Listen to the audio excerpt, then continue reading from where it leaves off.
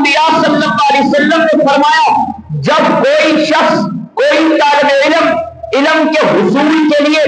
اپنے گھر سے نکلتا ہے اور وہ اللہ کی رضا کے لیے علم حاصل کرنے کے لیے مسجد کا رخ کرتا ہے، مکتب کا رخ کرتا ہے، مدرسے کا رخ کرتا ہے، اللہ نورانی مخلوق کو بھیجتے ہیں، وہ اس کے قدموں میں اپنے پر بچھاتے ہیں، فرشتوں کے پروں پہ یہ شخص چلتا ہوا مکتب میں پہنچتا ہے، مدرسے میں پہنچتا ہے اور مسجد میں پہنچتا ہے، اور پھر قرآن کا علم، نبوت کا علم، دین کا علم، شریعت کا علم حاصل کرتا ہے۔ اس کی عظمت کا یہ عالم ہے۔ اس حدیث کے متن کو سامنے رکھ کر ایک منٹ کے لیے تصور کیجئے گا کہ وہ شخص جو چل کر آئے، جس کے قدموں میں اللہ کی نورانی مخلوق اپنے پروں کو قالین بنا کر بچھا دے، انہیں طالب علم کہتے ہیں۔ لیکن یہ طالب علم جس کے اکرام میں، جس کی عزت میں، جس کے احترام میں کھڑے ہو جائیں، سیٹ چھوڑ دیں، مقام چھوڑ دیں،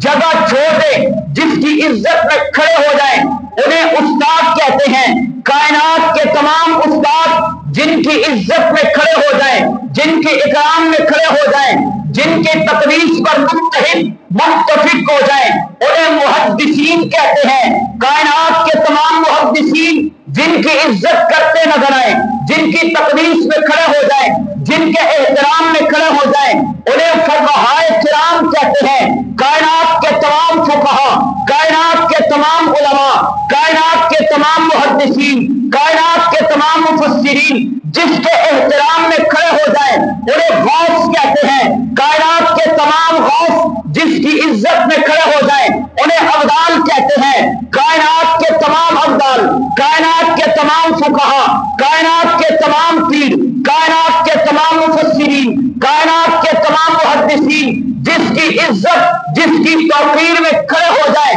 انہیں تبع تابعین کہتے ہیں۔ کائنات کے تمام تبع تابعین جن کی عزت میں کھڑے نظر آئے، انہیں تابعین کی جماعت کہتے ہیں۔ کائنات کی تابعین کی ساری جماعت جن کی عزت کرتی نظر آئے، جن کے احترام میں کھڑی نظر آئے، انہیں اصحاب پیغمبر کہتے ہیں۔ کائنات کے تمام صحابہ جن کی عزت میں کھڑے ہو جائیں، جن کی توقیر کرتے نظر آئیں، جن کا احترام کرتے نظر آئیں، انہیں انبیاء و رسول کہتے ہیں۔ کائنات کے سارے نبی، کائنات کے سارے امام جن کی عزت میں کھڑے نظر آئے، جن کے پیچھے اپنی نماز کو اپنے لیے سعادت سمجھے، انہیں امام الانبیاء محمد رسول اللہ کہتے ہیں۔ لیکن بات یہاں پہ بس نہیں ہوتی، بلکہ پوری کائنات